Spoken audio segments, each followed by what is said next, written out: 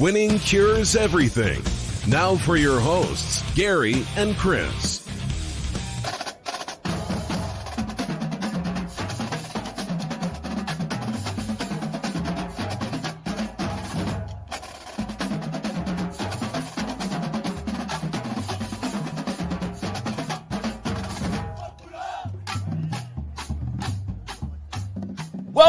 Welcome in. Wednesday, June 3rd. It is Winning Cures Everything. I'm Gary.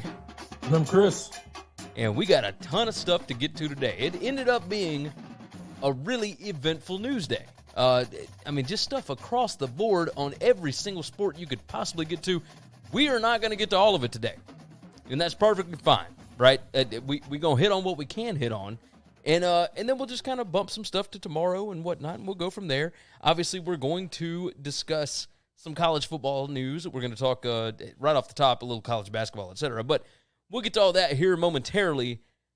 First things first, winningcureseverything.com is the website. Go and check it out. Obviously, all of our stuff is there. Picks, previews, podcasts, videos, social media platforms. We are live Monday through Friday in the afternoons on Periscope, Twitch, Facebook, and YouTube. And you can comment in there. Obviously, if you're watching the show right now, you see right there at the bottom left of your screen, there is a chat box. If you jump in, it doesn't even depend on the platform. Just any platform, you can get into that chat box. You can be a part of the show. You can help drive the conversation. We definitely appreciate those of you that decide to hop in. Make sure that you are subscribed on the podcast.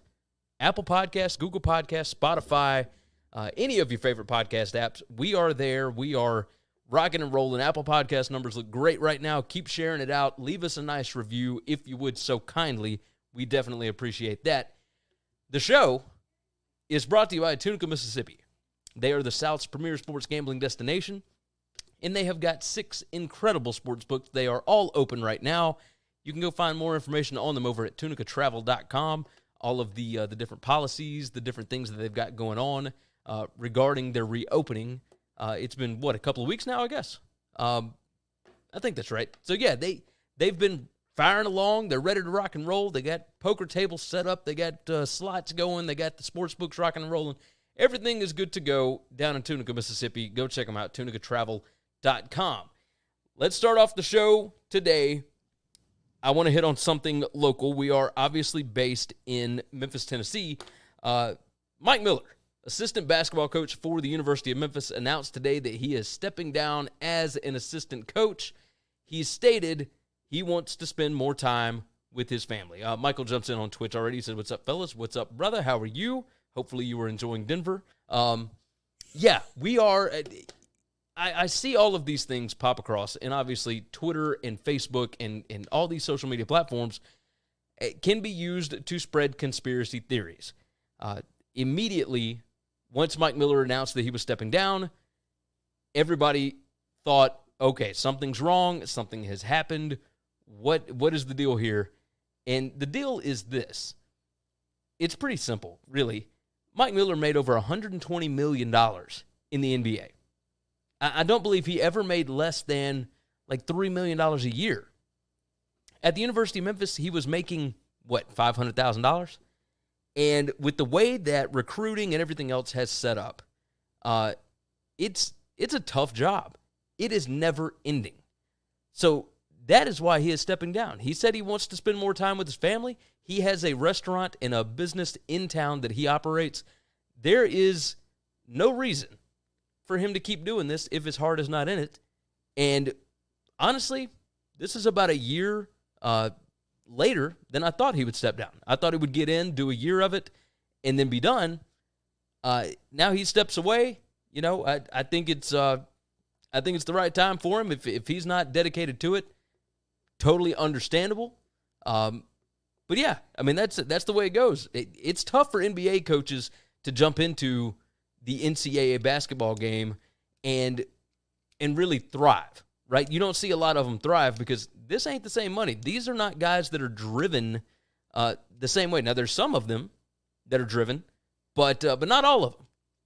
And that's okay. There's nothing wrong with that. So that's the deal with Mike Miller. I mean, good gracious. He made a ton of money. He's got another business that he's operating, the Let It Fly bar. Have you been out there, Chris? Not yet. I have not been out there. I don't even know where it is. I've never heard of it. It's in Germantown. It's supposedly doing really, really well. But, obviously right now, all of the COVID-19 stuff, who knows? But that's the situation there. Mike Miller steps down. Penny Hardaway will be hiring a new assistant basketball coach.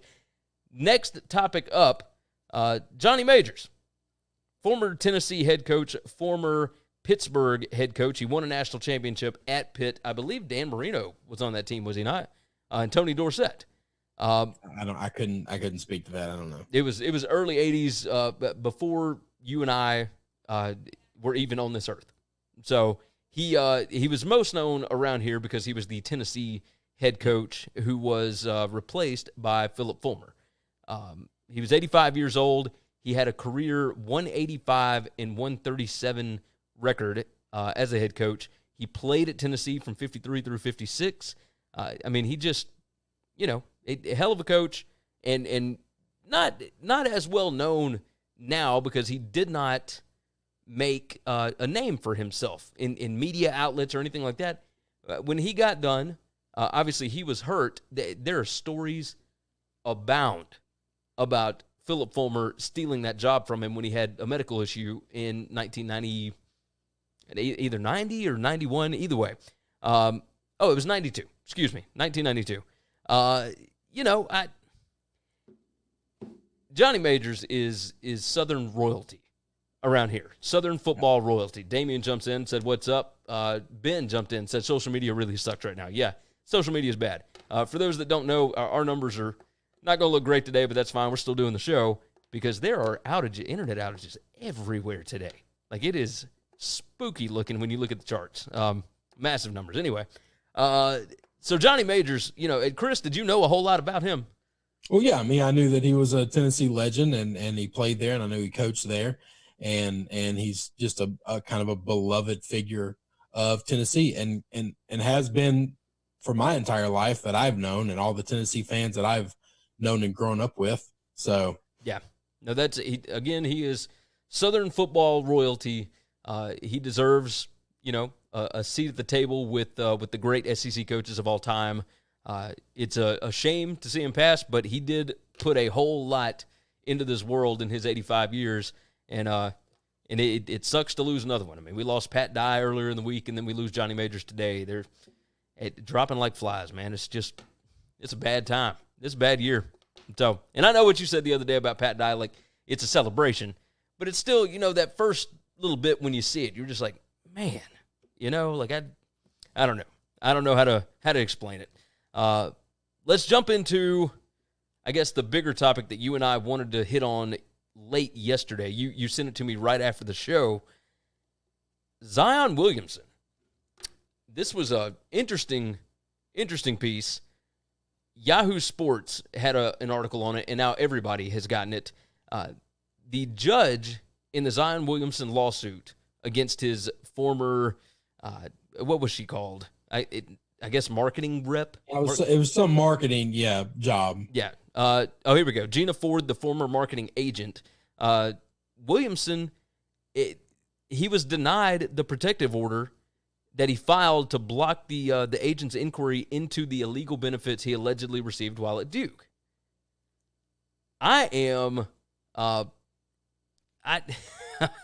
little floored. I didn't expect this. I kind of thought that they were going to come out and say, okay, you don't have to answer these questions, et cetera. Ben said, why would you think that? I thought that just because of, his name, who he is.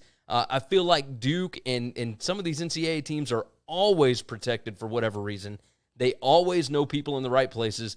I just assumed that, and dumb on me to assume something, but I thought they were just going to kind of sweep this under the rug and it would go away, right? I thought that Gina would eventually, have a settlement figured out, whether it be from Nike or people associated with Duke or people associated with the NCAA or Zion's people, whoever. There are a lot of people at risk if Zion Williamson has to answer these questions.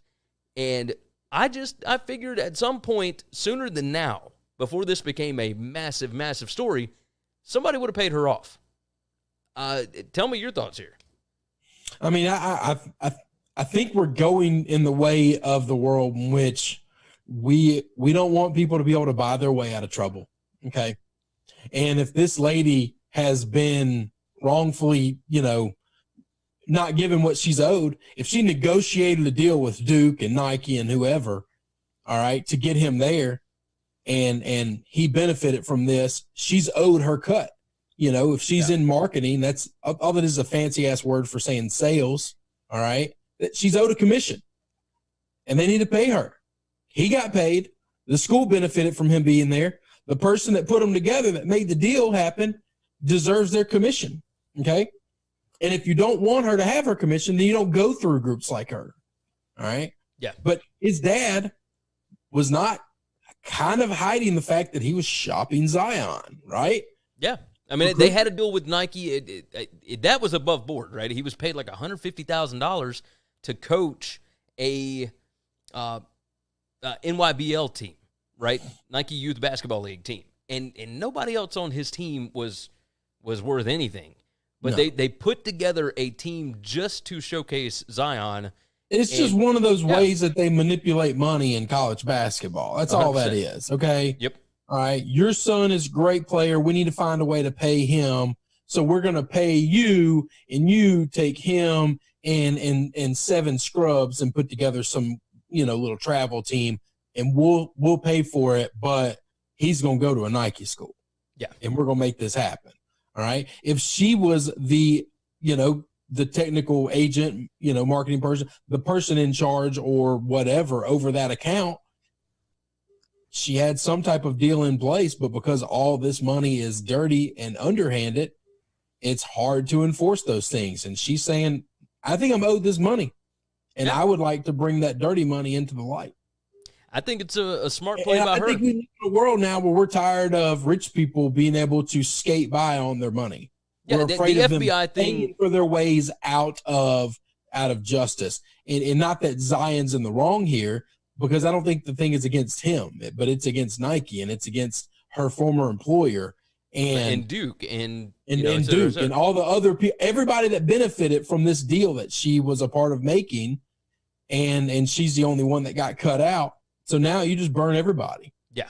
And yeah, I absolutely think now on appeal, he thinks he can get off and whatever. That's fine. You could try another judge, but I'm going to tell you this. It won't surprise me if the other judge says, no, we would like, this is not a Fifth Amendment situation here. Your rights and your freedom is not in jeopardy at all. If you show up and choose to not speak out, you don't go to jail. So this is not a Fifth Amendment situation. All right. But you will lose the suit if you decide not to speak. Oh, yeah, no. Because it's a civil suit, if you choose to not speak and they force you to speak, you will lose. Yeah. You will lose. Yeah. My assumption that was, could be the option of the settlement. The problem is the suit's for $100 million. Yeah. And the settlement will never be close to that. The settlement won't be close to that. But if he didn't show up to speak and Duke didn't cooperate, and all the people that that they testify just don't, or they subpoena, because this is a court of law still. You still have to, if you're subpoenaed, you got to show up and you got to talk. Yeah. If they choose not to, those people could be held in contempt, not just lose the suit. Yeah. No, you're right about that. My assumption was that they would protect Zion Williamson, like I was talking about before, that they would protect all these big time people. And it really comes down to whether or not a judge, whether there is precedent or not, which is what was brought up in the article, whether there was precedent or not, it depends on if a judge wants to hear this stuff. Like, that's the biggest thing. Like, does the judge, whichever one ends up getting the appeal, want to hear what actually went on? And then we'll see. I mean, it's all up in the air. You never know what's going to happen with these things.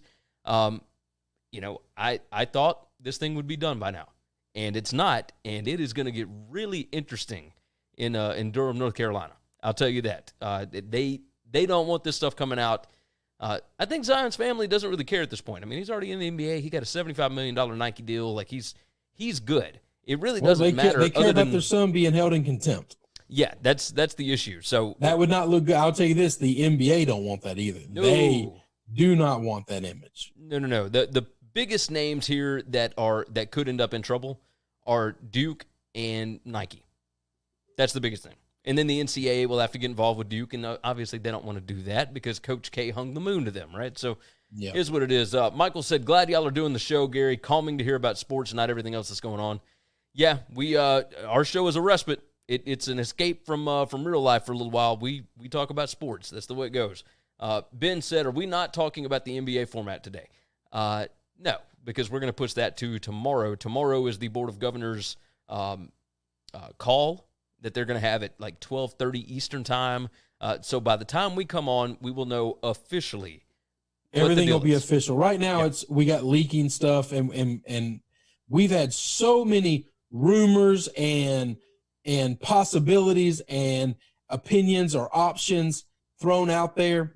I'm tired of talking about possibilities. Call me when something's official. Yeah. So we're going to talk when it's official. Thought, by the way. I am sick of talking about this might happen, that might happen. Call me when it's official, then we'll talk about it. That's it. Yeah. When I brought it up to Chris today on whether or not we need to talk about it today, he mentioned that, and I agree. I mean, there's so much other stuff that we can fill the show with. There's no reason. And the problem is we've had 19 different things floated out. Yeah. And don't get me wrong. I trust Woj, but at the same time, he's floated things out there through this whole pandemic that were possibilities, or, man, I got real strong emphasis that this is going to happen. And what he's producing now is nothing like that. So I'm assuming he's right because we're down to the dick cutting time, okay? Yeah. We got to do something or we're not going to finish the season. So I'm guessing he's right. We'll have an official statement tomorrow before our show. We'll cover it all then. You got that right. Damian Estrada jumps in on YouTube. He said, money is the root of all evil. Yeah, I think we can. I think we both agree with that. We both agree with that. Move on to the next topic here. Oklahoma State. Now, you remember Mike Gundy? It wasn't too terribly long ago that he was like, "Look, we're going to have players back on campus June 1st," and da-da-da. And then, obviously, the athletic director and the school president had to come out and kind of kick that back down and say, whoa, we don't really know yet. You know, that was in April, like late April, when everything was still just up in the air. Who knows what's going to happen? And now here we are in June. Freshmen are supposed to be reporting soon. June 15th is their official comeback to campus date in Stillwater. And 247 Sports is reporting that incoming freshmen on the football team were told not to report to campus this week as a result of 3 current Cowboys players testing positive for coronavirus. Now, the crazy thing about this, all 3 were asymptomatic positives. They did over 150-plus tests across the community of student athletes, staff, administration, etc., during the reopening protocols, so this week. You know, the AD said positives were expected and the plan for that scenario has been activated. We will be as forthcoming as possible with COVID issues. The biggest one, though, senior linebacker Amin Agbangbamiga. I hope that I said that right. I mean, we'll see. He is the first to experience it firsthand. He announced on Tuesday that he tested positive and then noted that he took part in a protest in Tulsa over the weekend. Now, this is what we talked about yesterday.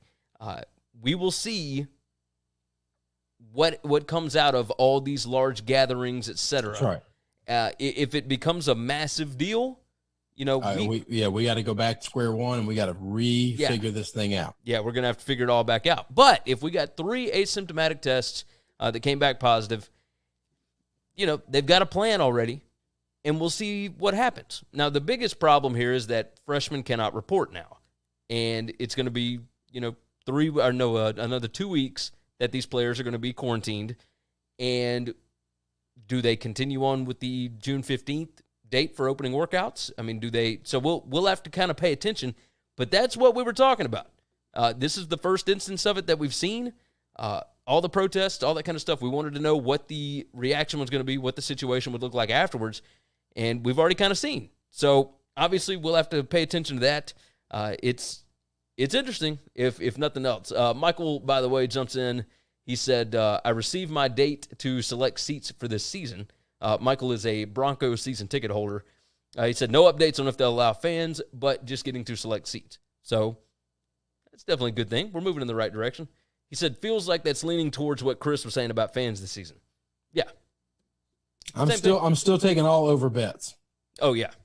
So about the June 15th thing with these guys. Hey, they checked in June 1. We got 3 people popped. It's June 3rd right now. They got a 14-day incubation period where they're going to isolate themselves. They'll be 3 days behind that June 15th start date. Everybody else is clean. If everybody else maintains clean, by June 18th, the whole team, whole staff, whole school, everybody in the football team will have been checked, isolated, and approved for workout. So you're talking about a football team that's made up of a couple hundred people. Okay, yeah, they did 150 tests. Over 100 people. Yeah. All right. 3 of them pop positive. Yeah, 3 out of 150. That's like a 1.9 to almost 2%.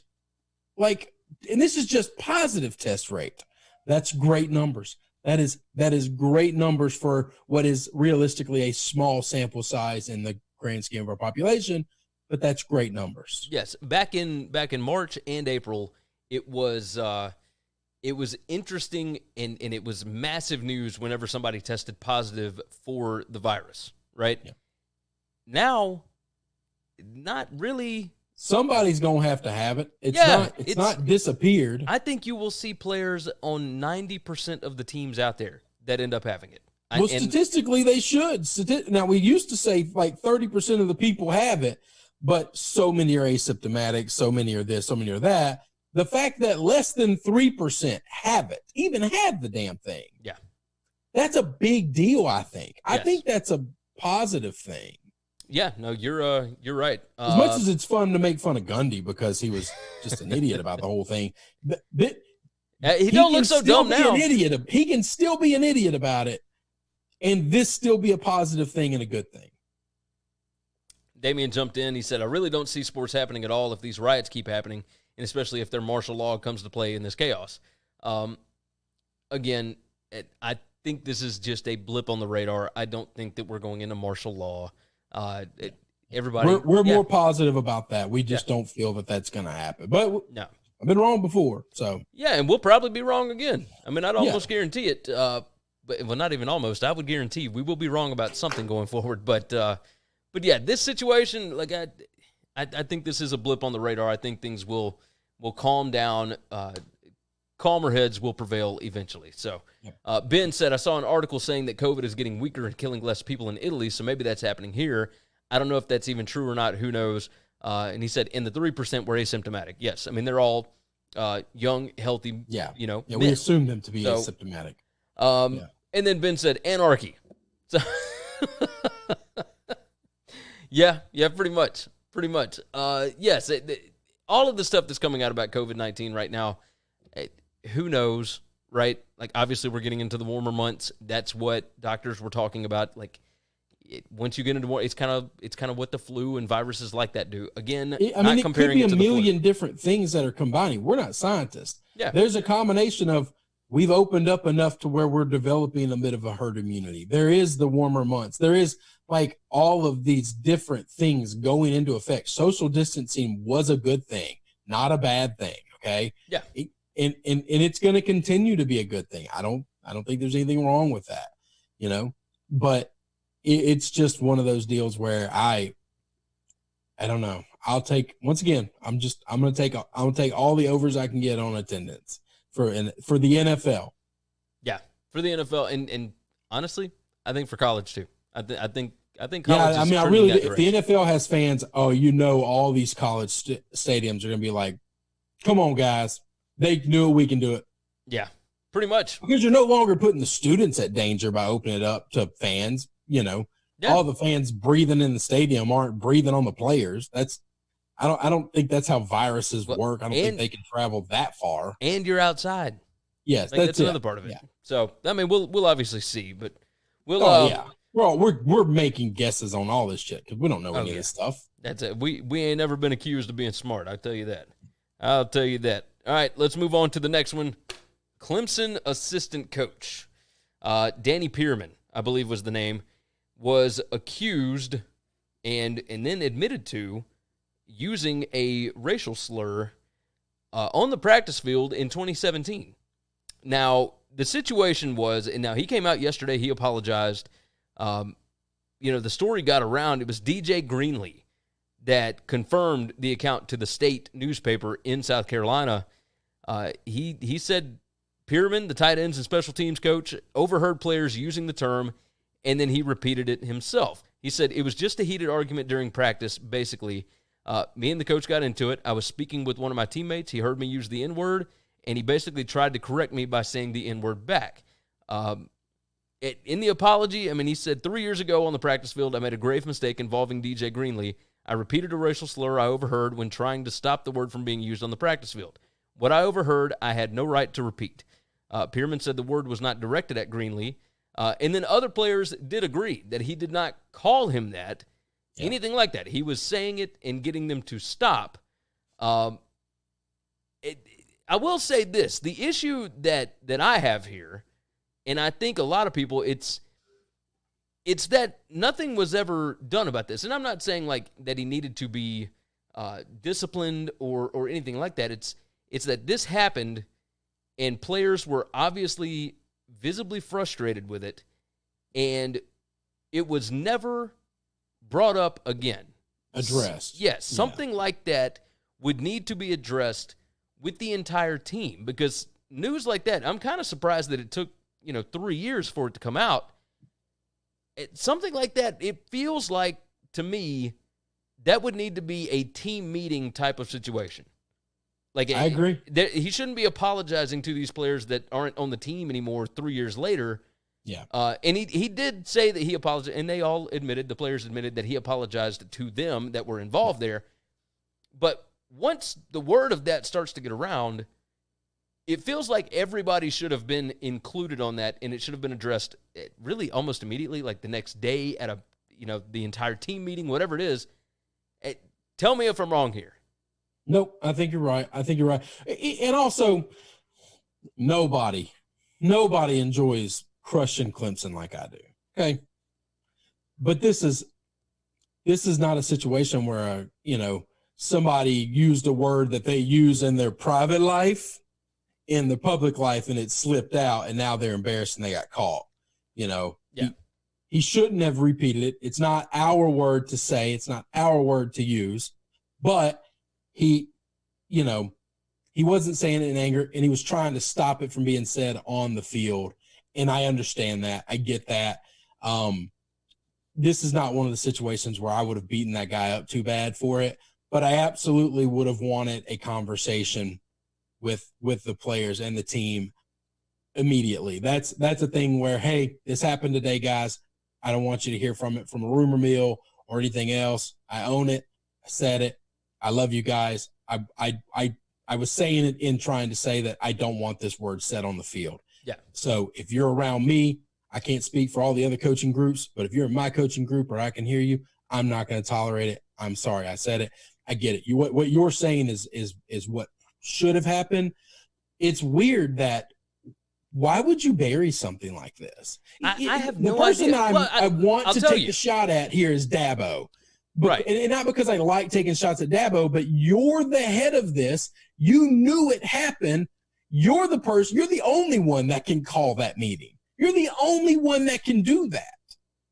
Why do you not take the leadership and just say, look, guys, we're going to talk about this as a family. We're going to get it out there, and then we're going to bury it, and not bury it from the media or bury it from anybody else, but just it's over. We're going to bury the hatchet. We're going to move on. Well, I'll tell you why. It's because it's an uncomfortable situation. It's an uncomfortable conversation. That's part of. I understand, but that's why those conversations are not had, is because they are uncomfortable. That's the only reason. Now, people should be bigger than that. These people don't just get paid large sums of money to win football games, okay? Yeah. Parts of your job is hard. Parts of your job is having uncomfortable situations, uncomfortable conversations. I was 27 years old when I was the branch manager of a security business here in Memphis. I had a lady that, strictly because she didn't want to use the porta potty that was out there, would wear diapers to work, adult diapers, and go to the bathroom on herself. The other ladies that had to work with her complained constantly to me. I, 27 years old, had to call a 40-year-old woman into my office and tell her, I'm sorry, ma'am, you can't crap on yourself all day and then stay in it. These people don't want to be around you and work with you. They're going to pull you off the site. Yeah. That's really hard to do. You have no idea the anxiety of trying to think about how that conversation is going to go. But that was my job, and I wasn't highly compensated, but it was part of the job. I'm so sick of the argument that this is hard. It's why these people don't want to do any of the things that are hard. Yeah. It really bothers me. Oh, it's absurd. Core bothers me. It is absolutely absurd. Ben said Clemson is just a weird place. Damian said racism and hate need to stop, and these athletes like Drew Brees and coaches like Vic Fangio need to shut their mouths and do their jobs. The reason that this Clemson stuff came up, it was first publicized on Twitter by former walk-on wide receiver Kenyon Tuttle, who responded to Clemson Athletics' tweet calling for solidarity with the recollection of the event and the lack of consequences for Pearman. He said, "You allowed a coach to call a player the N-word during practice with no repercussions, not even a team apology. When we had the sit-in in front of Sykes Hall, you suggested us players try to stay out of it to limit distractions. Stop protecting your brand. Take a stand." And, again, Pearman and Greenlee both said Pearman apologized after he discussed the incident with Sweeney, but there was no team meeting. So when stuff like that gets around, I have a bigger problem with them telling the players they can't have the sit-in. Yeah, I have a bigger problem with Clemson coaches telling these young black men that are athletes that are working for free for them, by the way, to make their millions of dollars. All right. They're taking their scholarship as compensation while Dabo lives in a castle with a moat. Okay. Then, and they're saying, no, y'all don't have a voice here. We're the only voice that's here. But yet when it comes to hard conversations, I don't want to have a voice. I'm sorry. It was a really hard conversation to have, so I didn't want to do it. Yeah. It's just bullshit. It's just bullshit. It's all it is. And it really bothers me. Yeah, I agree. How that didn't happen, and I don't know what could possibly come out of this. I mean, who knows? It appears that it's something that is just going to broaden the conversation, but who knows? And I don't know that there's anything that should necessarily happen to the coaching staff. But the thing that's going to come out of this is those coaches are going to be put in the locker next time they tell players, you don't have a voice to protest. Yeah. No, you've lost your voice to tell us what's right and what's wrong morally when it comes to racial issues. Because every time you have an opportunity to do something good, you use your voice to do something bad. Yes, you're right. You are so right. With that said, let's move on to our last topic of the day. Matt Miller jumped in and said, I wish people would actually read Fangio's whole statement. It was actually really good. I will admit I haven't read Fangio's statement yet. I did see something on Twitter about can you brief it for me? Yeah, well, no, I mean, so he had an unbelievable statement. In his statement, he said, in the NFL, we don't have racism. We work together one-on-one, side-by-side, black and white, and we're a family, and we work out our problems and all this stuff, and we just don't have racism. But he said a million other things that were unbelievable up to that point. And then he gets crushed by so many other people, none of which have ever played or coached under him, okay? Yeah. Players of other teams that say racism's absolutely rampant in the NFL. We do have a problem with it. You need to shut your mouth and stop speaking out of turn. And he came out today and apologized and said, look, I take it back. I didn't know because I never see these things, but I should have known that not every place is ran like all the places that I've been employed at and worked in, all this other stuff. Yeah. So, and I'm certain a lot of the racism that they're talking about is the blackballing of Colin Kaepernick. I mean, that's a big part of it. And Fangio's a part of that organization. To think that you were in a bubble and you didn't know that was being happened. Now, A, you were a coordinator at the time. Nobody is calling you to see, are you interested in bringing this guy on? You, A, coach defense, and B, I don't even know that offensive coordinators would have been asked. This was an owner, GM, head coach conversation, nobody else. Yes. And so he wouldn't have been privy to those things anyway. But you kind of had to know that guy can probably play in this league over some of the guys that we've got, and he's not getting a look. Something's happening. Yeah. No, you're 100% right. So he just walked it back. I don't blame. I think some of these coaches, and we talk about this, they don't live in the real world. They don't see the real world. They are so isolated from everything. And it's not because of their money in the NFL or the college, by the way. It's these guys really do work 120 hours a week, 52 days weeks a year. They just never stop. And so when they finally do stop and they kind of see the world around them, I think there's some culture shock to them all the time. Oh, agreed. Well, the Fangio conversation leads into Drew Brees, and it's why now maybe more than ever, you just kind of have to be careful with what you say. I don't want anybody to ever not be honest about what their thoughts are. But Drew Brees today came out and said, I will never agree with anybody disrespecting the flag of the United States of America or our country. He said that in response to a question about kneeling during the national anthem. He said it was disrespectful. While, all of that stuff goes on, obviously we've talked about the Colin Kaepernick stuff and whatnot. I've made my thoughts known years ago, however long ago that was. Now is probably not the right time to be discussing this, especially with a Yahoo Finance person that you're doing an interview with, right?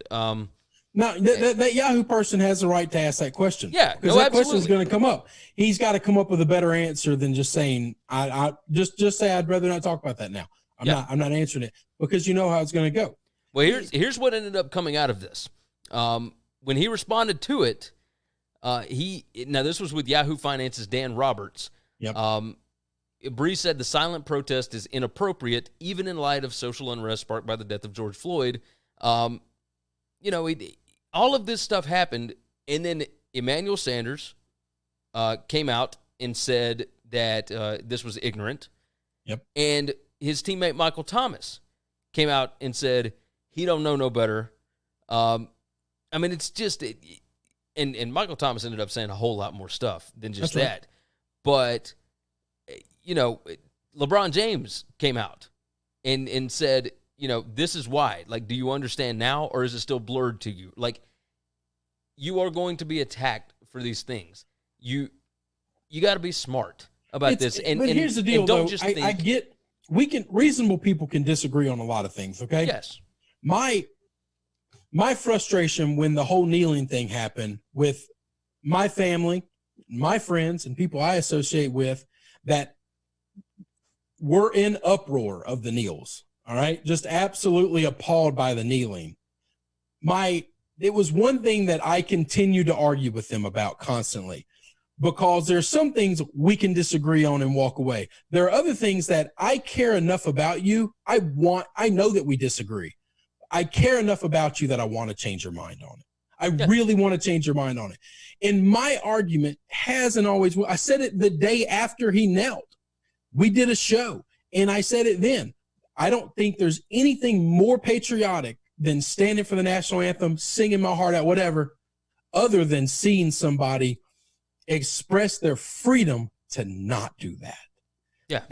That's what makes America great, because there's a place called China down the road that if you speak ill of their government, they lock you in a hole. Yeah. And they throw away the key. This is it. They just kill you. North Korea, same. There are places in the world where you don't have that freedom, and we do. And for us to worship this piece of cloth, that's not a disrespect to the soldiers, to those who came before and those who come again. That's not disrespectful to them. It's not. It has nothing to do with the soldiers that are fighting for our country right now.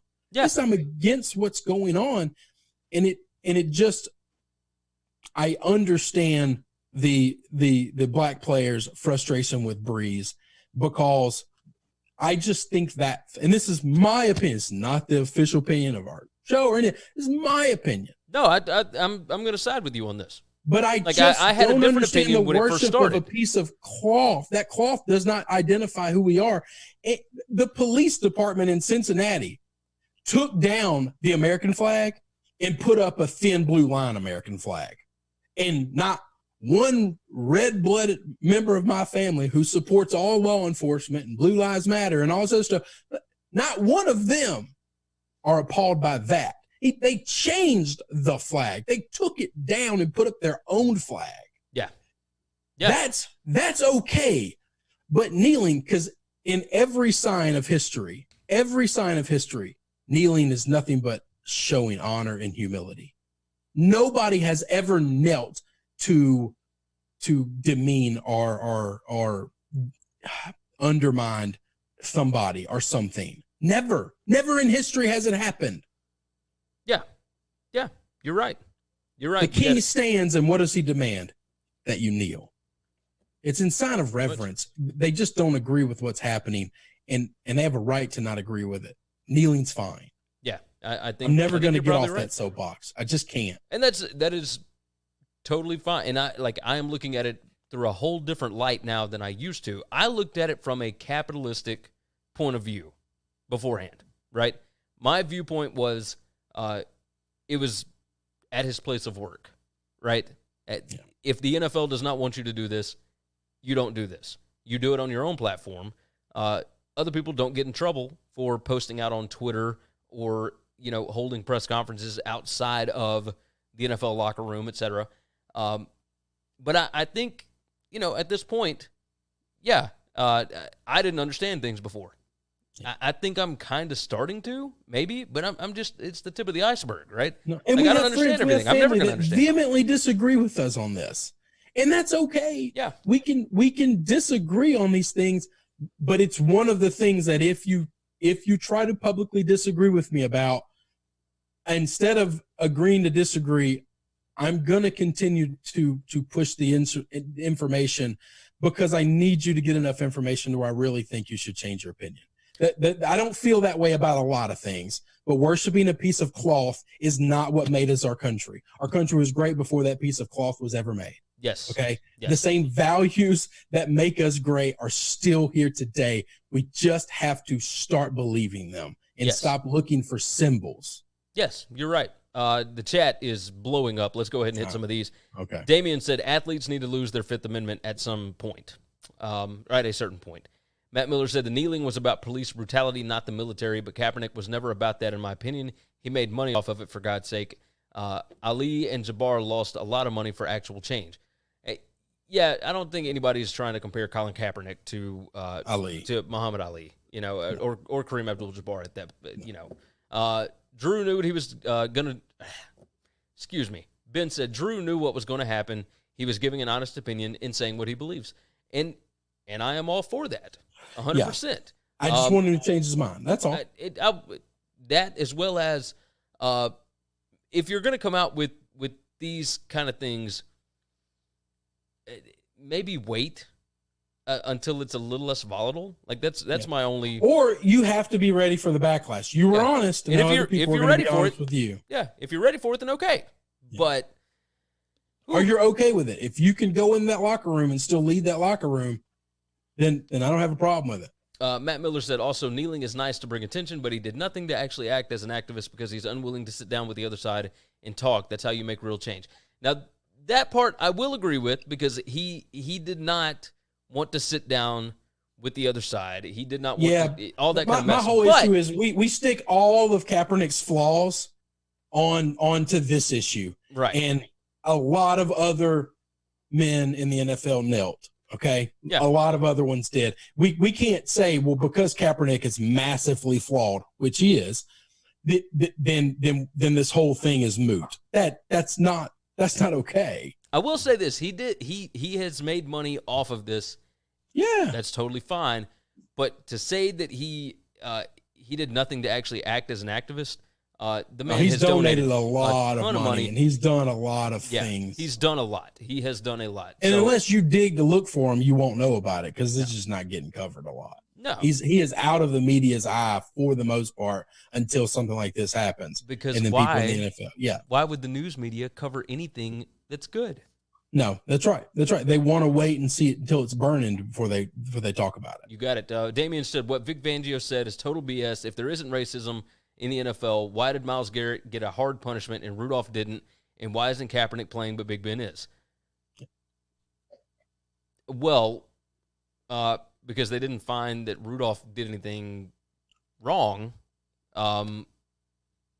You know, like that. This isn't exactly apples and apples here. I mean, we're talking about two completely different things.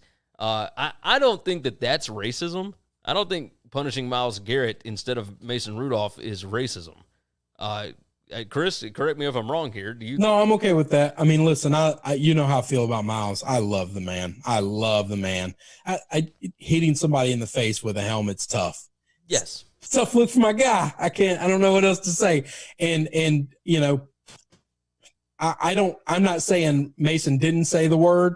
So, but at the same time, we don't have any proof that he did. You can't punish him without any kind of proof. Yeah. And getting his ass knocked off is pretty good punishment. I think so. I mean, I kind of grew up in that world. You say something crazy, you get hit for saying something crazy. You don't get beat up the rest of your life for saying it. You got your ass whooped that one time, and okay. Yeah, we don't have to be friends, but you know, I'm not gonna beat you up every day. Ben said Crab Legs is gonna take Drew's spot. No. No, I can't live in that world. I just can't. I just can't live in that world.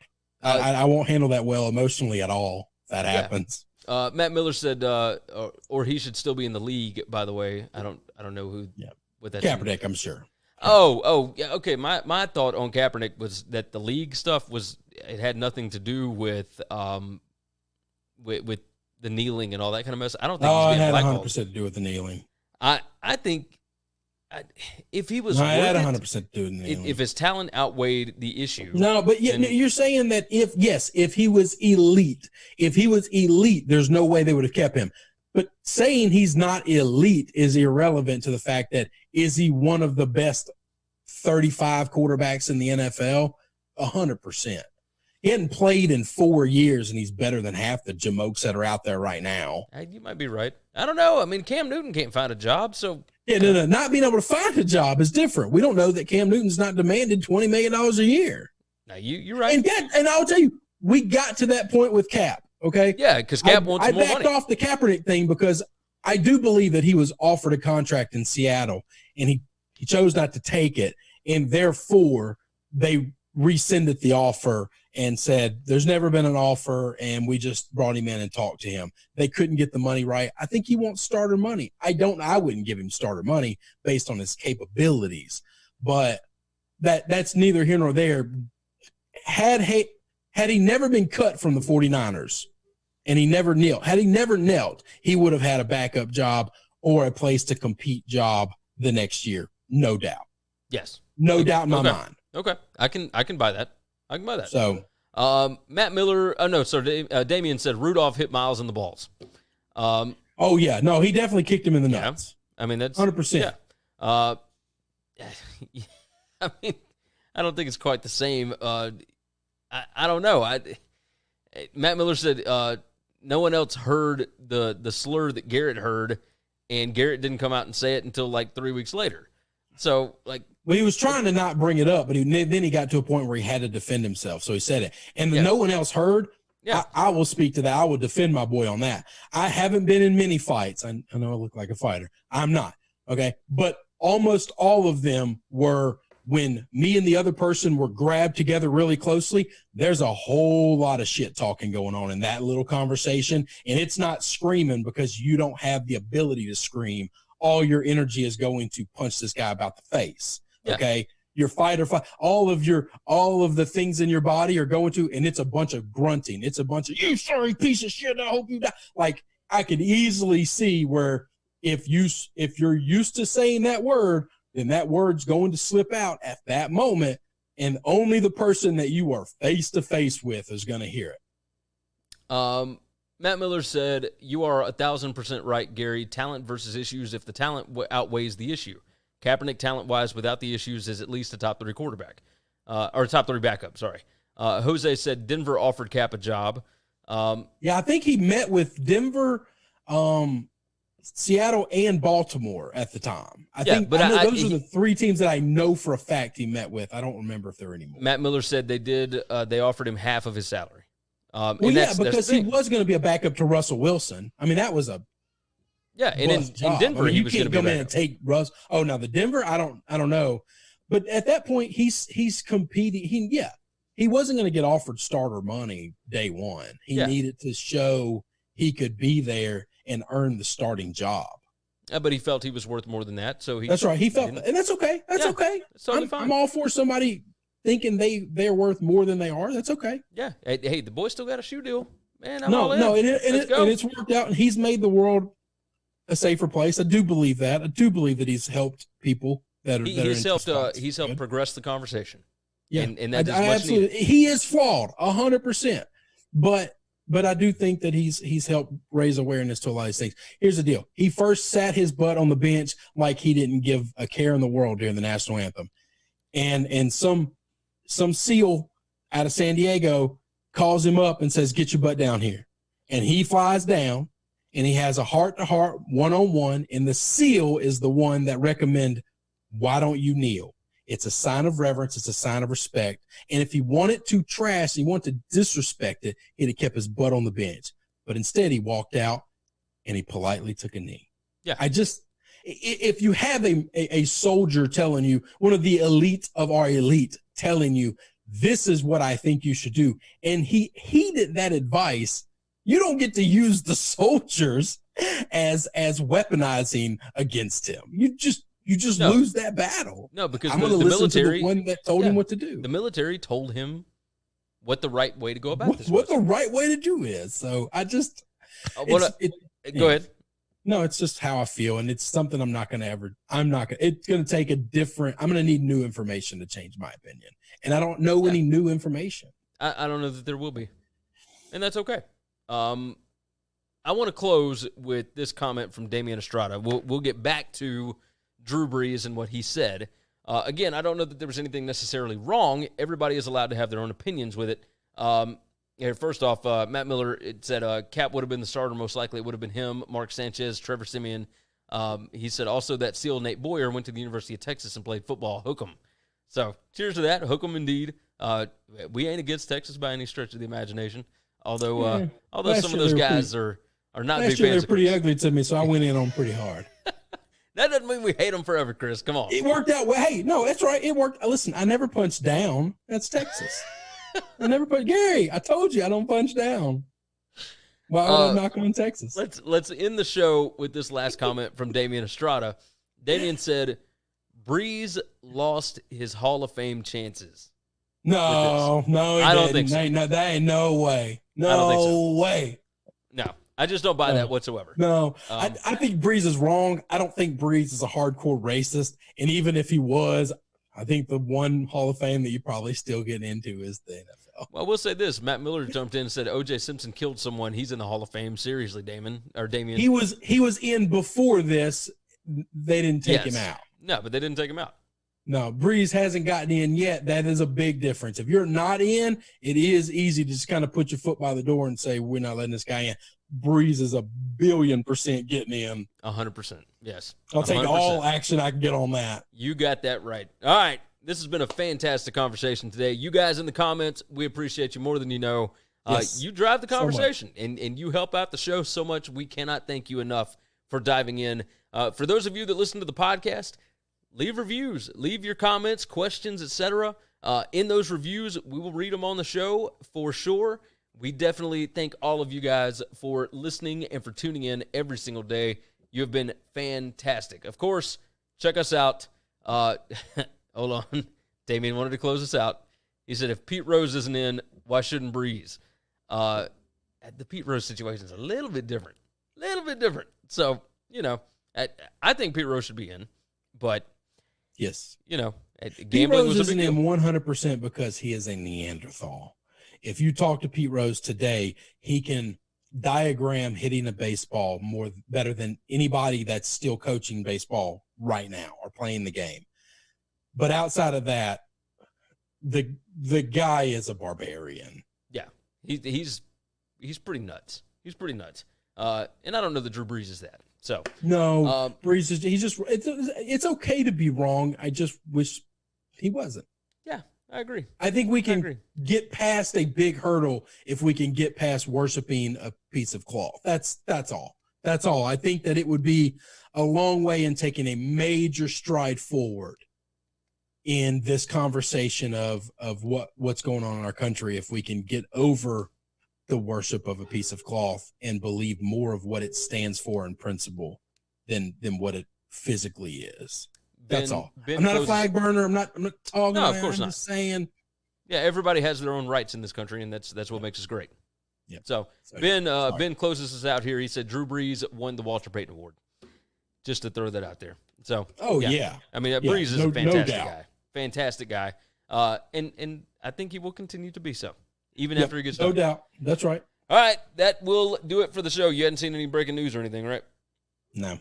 Wonderful. All right, we will be back again tomorrow. Again, tomorrow I will be in the office, so we're doing the show at 3 p.m. Central Time, a little earlier than usual. If you would all, please set your times, set your alarms, and be sure to join us. Then make sure you are subscribed on the podcast. Leave a nice review, a nice comment. You can toss questions in there. We will read them on the show. It'll help drive the conversation the same way that you guys in the chat do. You have all been wonderful, as always. TunicaTravel.com. Tunica, Mississippi, the South's premier sports gambling destination. Find all the information about their reopening over at TunicaTravel.com. Find us at WinningCuresEverything.com. And again, as always, take care of yourself. Take care of each other. We'll see you again tomorrow. Thanks for checking out Winning Cures Everything. If you want to keep up with us, hit subscribe on YouTube or your favorite podcast app. Visit the website at winningcureseverything.com, or you can like us on Facebook or follow us at Winning Cures, at Gary WCE, or at Chris B. Giannini on Twitter. Share out the show, leave a nice review, and make sure to comment and tweet at us.